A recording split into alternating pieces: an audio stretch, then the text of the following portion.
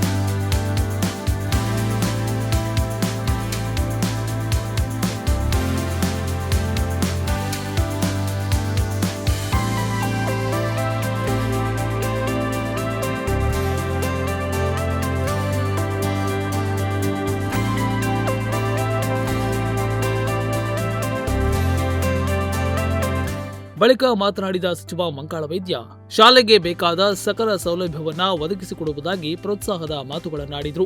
ಶಾಲೆಯ ಆವರಣದಲ್ಲಿ ನಿರ್ಮಿಸಿದ ಜಾನಪದ ಸೊಗಡನ್ನ ಸಾರುವ, ಹಳೆಯ ನೆನಪುಗಳನ್ನ ತರುವ ಗದ್ದೆಯ ಬೈಲಿನ ಶಾಲೆಯ ಮಾದರಿಯನ್ನ ನೋಡಿ ತನ್ನ ಬಾಲ್ಯದ ನೆನಪುಗಳನ್ನ ಮಾಡಿಕೊಂಡು ಹರ್ಷವನ್ನ ವ್ಯಕ್ತಪಡಿಸಿದರು. ಅಲ್ಲದೆ ಈ ಮಾದರಿಯನ್ನ ಮುಂದಿನ ದಿನಗಳಲ್ಲಿಯೂ ಉಳಿಸಿ ಹಳೆಯ ನೆನಪುಗಳೊಂದಿಗೆ ಉಳಿಯುವಂತೆ ಜಾನಪದದ ಸೊಗಡನ್ನ ಮರೆಯದಂತೆ ಮಾಡಿ ಎಂದು ತಿಳಿಸಿದರು. ಮತ್ತು ಇಲ್ಲಿ ಬಂದಾಗ ನನಗೆ ಕರ್ಕೊಂಡು ಹೋದರು. ಹೀಗೆ ಕರ್ಕೊಂಡು ಹೋಗಿ ಆ ಕಡೆ ನಮ್ಮದು ಗದ್ದೆ ಎಲ್ಲ ತೋರಿಸಿದ್ರು. ಭಾಳ ನೆನಪಾಯ್ತು ನಮಗೆ. ನಾವು ರೈತರೇ, ನಮ್ಮದು ಮೂಲ ರೈತಾಪಿ. ಗದ್ದೆ ನೆಡೋದು, ಈ ಹಾಳಿ ಎಲ್ಲ ನೋಡಿದೆ, ಭಾಳ ಚೆನ್ನಾಗಿ ಮಾಡಿದ್ರಿ. ಹಾಳಿ ಎಲ್ಲ ಸೌರಿ, ಪಕ್ಕದ ಜಾಗನೂ ಒಡೆಸುವವರು ಇದ್ದಾರೆ. ಸೌರಿ ಅದಕ್ಕೆ ಹೋಗಬೇಡಿ ಯಾರು, ನಮಗೆ ಸಾಕು. ಹಾಳಿ ನೋಡಿದೆ, ಒಂದು ಕೊರತೆ ಕಂಡೆ ಅಲ್ಲಿ ನಾನು. ಎಲ್ಲ ಮಾಡಿದ್ರಿ, ಕಂಬಳಿನೂ ಇಲ್ಲ, ಕಂಬಳಿ ಕೊಪ್ಪೆನೂ ಇಲ್ಲ. ಅದು ಒಂದು ನೋಡಲಿಲ್ಲ.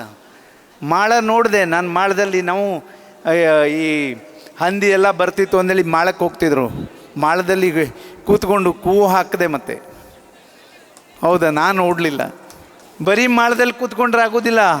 ಮಾಳದಲ್ಲಿ ಹೋಗಿ ಕೂವು ಹಾಕಿ ಏನು ಬರ್ತದೆ ಪ್ರಾಣಿ ಅದನ್ನು ತವರ್ಬೇಕು.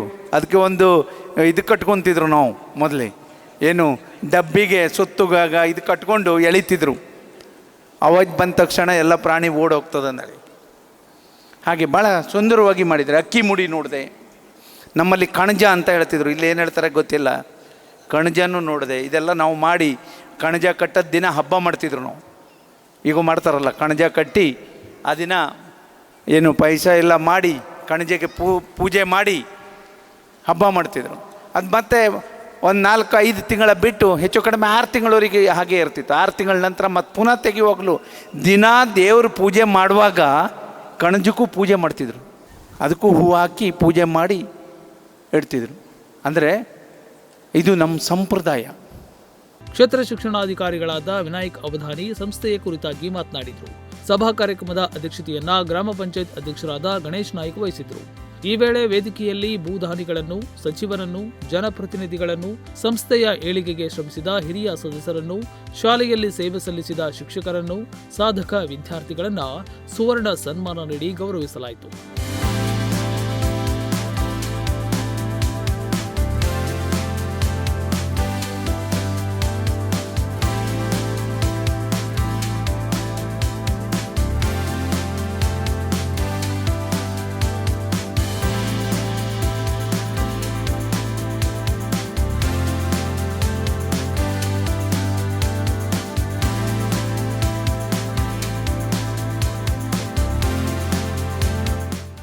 ಕಾರ್ಯಕ್ರಮದ ನಂತರ ನಡೆದ ಉಪೋಣಿ ಕ್ಲಸ್ಟರ್ ವ್ಯಾಪ್ತಿಯ ವಿವಿಧ ಅಂಗನವಾಡಿ ಮತ್ತು ಪ್ರಾಥಮಿಕ ಶಾಲೆಗಳ ಮಕ್ಕಳ ಸಾಂಸ್ಕೃತಿಕ ಕಾರ್ಯಕ್ರಮ, ಬೈಲುಗದ್ದೆ ಶಾಲೆಯ ವಿದ್ಯಾರ್ಥಿಗಳು, ಪೂರ್ವ ವಿದ್ಯಾರ್ಥಿಗಳ ಮತ್ತು ಮಹಿಳೆಯರ ಮನೋರಂಜನಾ ಕಾರ್ಯಕ್ರಮ ಪ್ರೇಕ್ಷಕರ ಕಣ್ಮನಸೆಳೆಸಿದವು.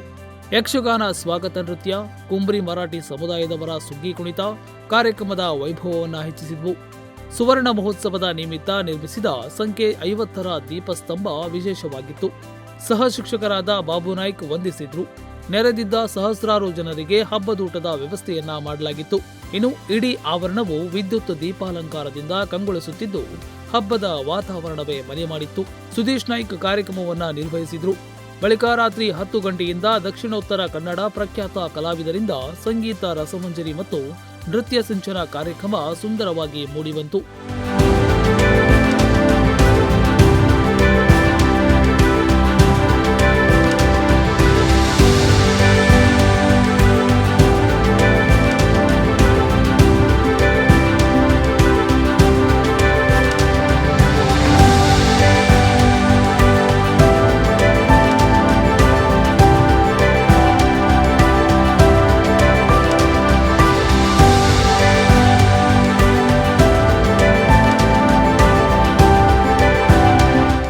Nudisiri news desk, Honnavar.